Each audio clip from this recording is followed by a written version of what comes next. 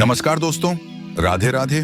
ज्योति mytho facts channel में आप सभी का स्वागत है। आज हम एक ऐसी अद्भुत कथा पर चर्चा करेंगे जो हमारे देश की संस्कृति और आस्था का प्रतीक है। कुंभ और महाकुंभ मेले की कहानी। कहा जाता है कि ऋषि दुर्वासा की क्रोधाग्नि ने एक ऐसी परंपरा की नींव रखी जो आज भी हमें देवताओं और मानवता के बीच के गहरे रिश्ते की याद दिलाती है। तो चलिए कहानी शुरू करते हैं। एक बार आर्षि दुर्वासा ने अपनी दिव्य माला देवराज इंद्र को भेंट की, लेकिन अहंकार में चूर इंद्र ने वह माला अपने हाथी ऐरावत को पहना दी। ऐरावत ने माला को पैरों तले कुचल दिया। यह देखकर आर्षि दुर्वासा का क्रोध चरम पर पहुंच गया। उन्होंने इंद्र को श्राप दिया, तुम्हारे ऐश्वर्य और साम्राज्य का नाश हो जाएगा। इस श्राप का असर शीघ्र ही दिखा। देवता कमजोर पड़ गए और राक्षसों ने स्वर्ग पर हमला कर दिया। सभी देवता घबरा गए और मदद के लिए भगवान विष्णु के पास गए। विष्णु जी ने उन्हें समुद्र मंथन करने का सुझाव दिया, जिसमें अमृत प्राप्त होगा जो उन्हें अमर बना देगा। दोस्तों, समुद्र मंथन का वह दृश्य अद्भुत था। देवता और राक्षसों ने साथ मिलकर मंथन किया। इससे अमृत कलश प्राप्त हुआ, लेकिन अमृत को लेकर देवताओं और राक्षसों के बीच भीषण संघर्ष छिड़ गया। 12 दिनों तक चले इस युद्ध के दौरान इंद्र के पुत्र जयंत अमृत कलश लेकर भाग निकले। रास्ते में अमृत की कुछ बूंदें धरती पर 4 स्थानों पर गिरी: प्रयागराज, हरिद्वार, उज्जैन और नासिक।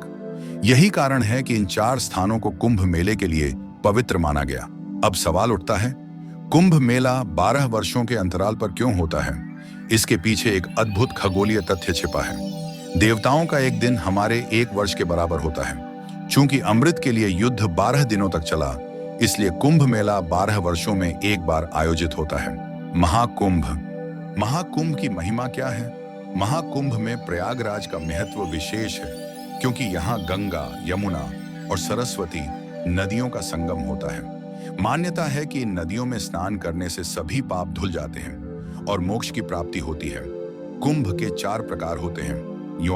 अर्ध कुंभ। हरिद्वार और प्रयागराज में 6 वर्षों में 2 पूर्ण कुंभ। हरिद्वार, प्रयागराज, नासिक और उज्जैन में 12 वर्षों में। 3 महाकुंभ।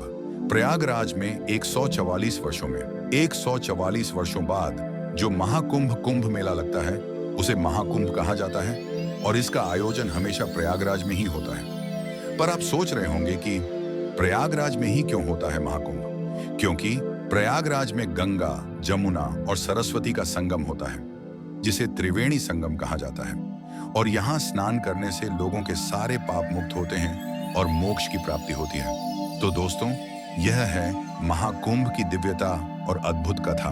अगर आपको यह जानकारी रोचक लगी हो तो वीडियो को लाइक करें, चैनल को सब्सक्राइब करें और कमेंट बॉक्स में हर हर महादेव जरूर लिखें। धन्यवाद।